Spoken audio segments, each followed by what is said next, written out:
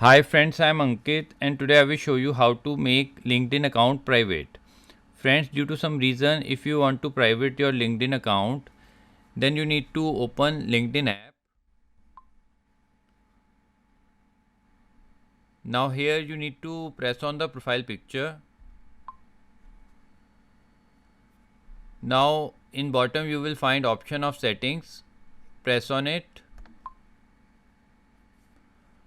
Now in settings you need to press on visibility. Now in visibility you need to press on public profile settings. Now here you need to scroll it little down. Now from here you can completely private your profile, or you can also hide some information, like if you want to hide your websites, or you can also hide your past experience or current experience.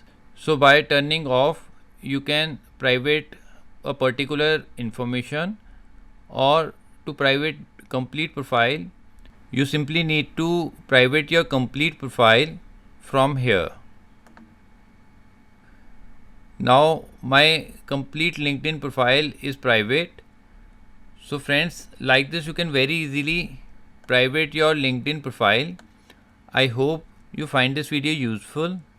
If you like the video, then press on like button and don't forget to subscribe our channel and press on bell icon to receive email notifications free of cost.